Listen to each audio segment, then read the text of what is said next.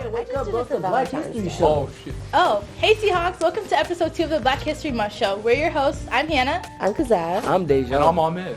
Oh, and to all my Creoles out there, Have a great Mardi Gras. We have a great show for you today, so stay tuned, stay well, be safe. 100.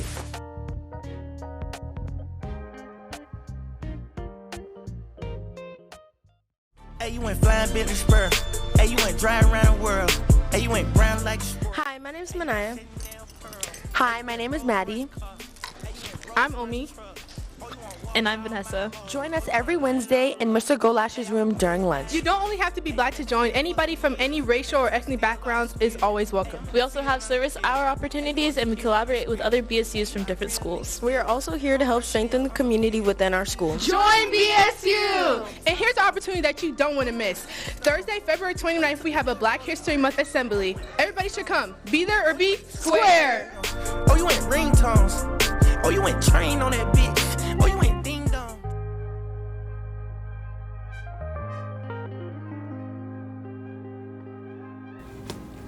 Hey Seahawks, welcome to today's main segment of the Black History Show. I'm your host, Kaden. I'm Manaya. And I'm Dejan. And today we'll be talking about cultural appropriation. Cultural appropriation is when members of a majority group, for example white people, inappropriately adopt an element or elements of minority cultures and or identities in a disrespectful manner. An example of early cultural appropriation was the white, Negro, and the jazz and swing scenes in the 1920s to 1930s. Today we see cultural appropriation as non-black people using and appropriating black scents, wearing black hairstyles, and fake excessive tans. This is a big problem because black people tend to be demonized for doing the same things. An example is black people not being hired, being fired, being discriminated against, being banned from schools, and losing opportunities. This has caused some states to finally implement the Crown Act in 2014 to protect our people from hair discrimination. But only a few states have implemented this law because they feel like this law is not necessary or needed. Another example of cultural appropriation is using indigenous imagery or crafts without bothering to help actual indigenous people. There are some totem poles in Seattle that we don't actually know if they're Duwamish, Muckleshoot, or Colchis tribe traditions. Many organizations and groups have been called out for similar things like racist names, racist and derogatory mascots, and derogatory signs and statues. Here's another example of cultural appropriation that's been around since the 1800s, blackface. Blackface is the act of applying black paint on your skin to portray caricatures of black people for entertainment. There's another similar thing called yellowface, which includes artificially slanting your eyes to mock Asian people. Blackface and yellowface reinforce negative and very harmful stereotypes. This causes people of color to be discriminated against more and be portrayed in a negative light. It also erases the original history of people of color's culture and the intent of cultural and spiritual elements. For example, yoga being used as an ancient and spiritual practice from India is now being sold as overpriced classes by white people who don't know its origin and just want to make money off of someone else's culture.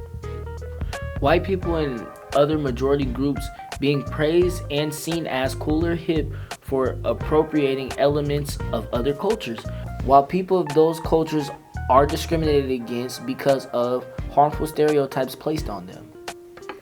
We should know and talk about cultural appropriation more because it reinforces negative stereotypes and affects how people look at different cultures. This is especially important in a school as diverse as ours. Thank you all for tuning in, Seahawks, to today's segment of the Black History Show. Once again, I'm your host, Kaden. I'm Anaya. I'm Dejan. And we will see you on the next episode.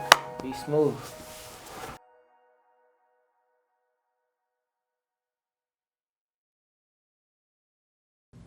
Hey, it's Hannah, and this week I'll be touching a bit on history of black hair care. Let's get started. Sold my soul for chrome while mixed with corn. Yes, I'm splashing in fashion, I can't take no loss. Let's meet Madam C.J. Walker. Bees, I got no heart. I put endless to denim on rims on my. Born in 1867, Walker was the first black woman millionaire in America and made her fortune thanks to her homemade line of hair care products for black women. Walker's inspiration to create hair care products for black women was after a scalp disorder that caused her to lose much of her own hair.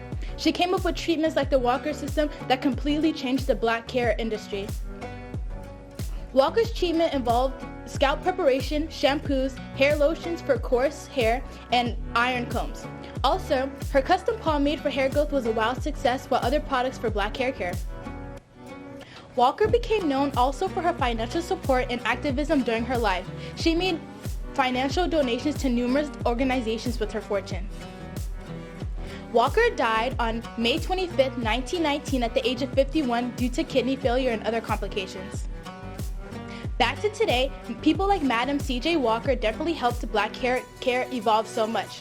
We now have a multi-million-dollar industry for us. We also now celebrate our unique textures and create new styles, and yet we have so much more to accomplish.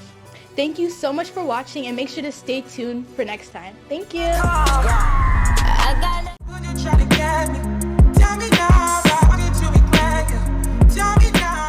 Hey, I'm Hannah, and today I'm with Miss Luam, a mental health therapist here at SELF. Today we're going to be touching on the subject of mental health in the Black community and how it's stigmatized. What is stigma, and how does it show up in the Black community?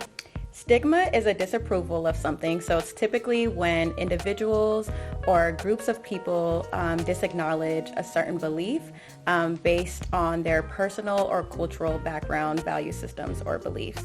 So oftentimes we see stigma in the Black community when we shy away from things. It's kind of like we turn the blind eye on certain things because we don't want to acknowledge it or we don't want to believe that it's true.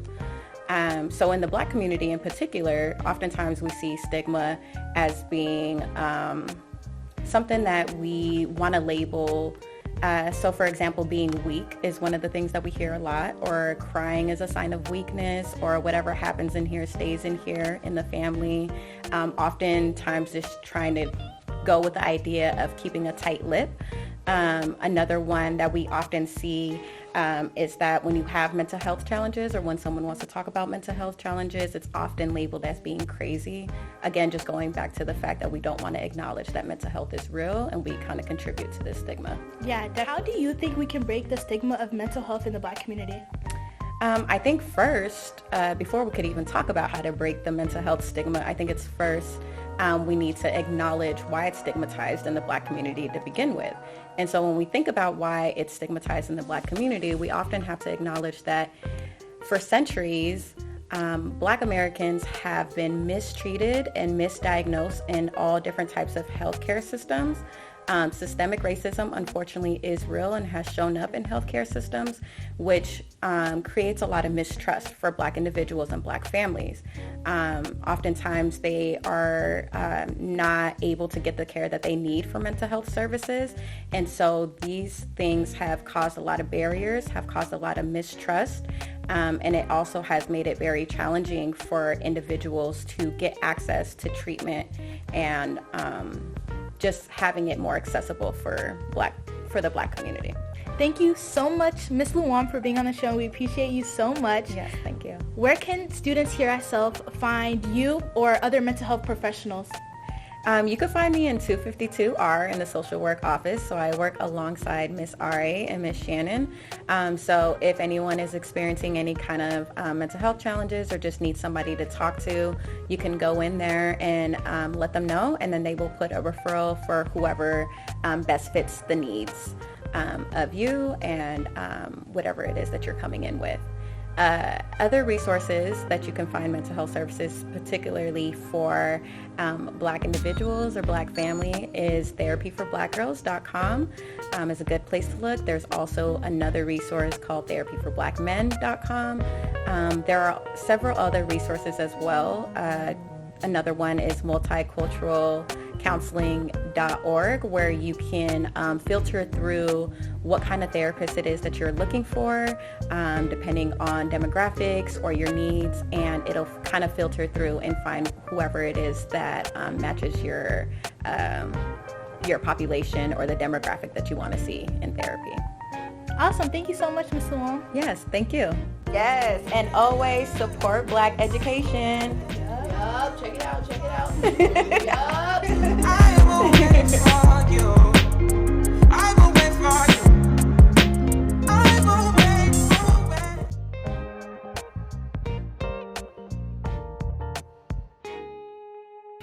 you. Hey Seahawks, today we're talking about a more serious event in Black history.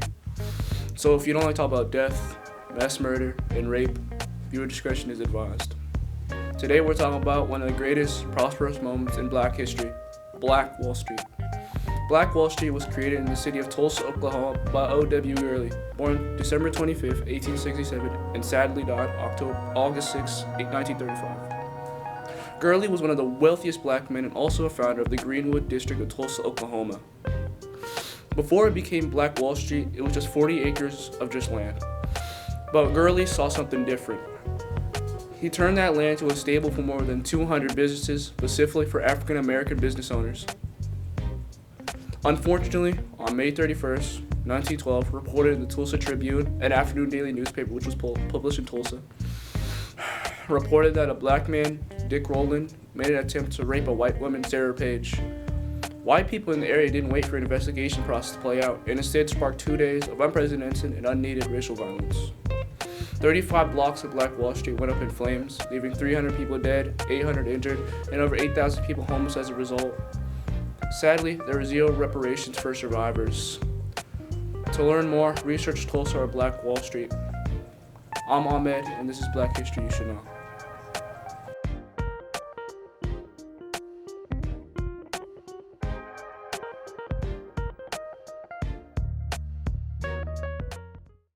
Hi, my name is Rayan Hassan. I'm a sophomore, and this is East African Students Association. Even with a whip on my hip, I dance. Bad man taking over sip and dance. 2 left feet don't. Hello, I'm Bethel Bisra, and I am a junior here at Chief South. I am one of the social media managers for ISA, and in our club, we are trying to form a community for all the East African students at our school so they have a safe place to come. And we meet here in Miss Thornton's classroom, 279, every Wednesday at 2:30. Thank you. These controlling guys, I want you to touch roll with the girls, them and socialize. Shawty fuck with me 'cause you know I'm popular. Money on top of me, money on top of her. Money on top of me, money on top of her. Shawty fuck with me 'cause you know I'm popular. Shawty fuck with me 'cause you know I'm popular. Hey guys, it's Hannah, back with student interviews, and I'm with Evan. And the question I have for you today is, as a black person, can you swim? No, can't swim. I don't want. Have you never learned? Nah, I just almost got into an accident one day and it just wasn't good. So after that, I don't swim that much. Oh, I'm sorry. I'm with Binta, Bethel, and the question I have for you guys today is, who's a black person that's an inspiration to you? Everybody black. Every black woman that has entered my life, I'm extremely grateful for them and what they've done for our community. Okay, thank you. I'm with Day, and the question I have for you today is, have you ever been whooped as a kid? You know, I never got whooped, but I did get the flick on the lip. I got hit with a back scratcher, and I would get pinched in between my thigh. Yeah, but I never got whooped. No. We all been through that. It's good. Thank you. Okay, I'm with Montique Jenkins. And the question I have for you today is, were you ever whooped as a kid? Of course I was. I'm 48 years old, so whoopings were real. How was it when you were growing up? As far as? Like how did you grow up as a black person? I'm from Seattle, Washington, born and raised, from south end of Seattle. I can honestly say things were a lot different as far as we didn't have as much diversity in Seattle. It was more white, black, and Filipino.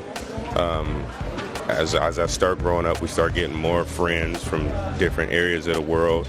But as a whole, black people have always been, shall I say, our own. Connected, in a community. Definitely. Thank you so much. Appreciate you guys. I'm with Arthur. And the question I have for you today is, what's your favorite struggle meal? Struggle meal? Yeah. Probably the top ramen with the sesame oil in it. Oh, okay. Yeah. With the sesame seeds too, or no? Just the oil? No, just the oil, and you gotta throw the Kraft cheese in there too. Oh yeah, I know what you mean. Okay, period. Thank you. Omi. And the question I have for you today is, what's your favorite struggle meal? I love a good hot dog with buttermilk bread as the buns. Okay, period. Yep, that's sweet bread. That sounds good. Money on top of me, money on top of her. Shawty fuck with me 'cause you know I'm popular.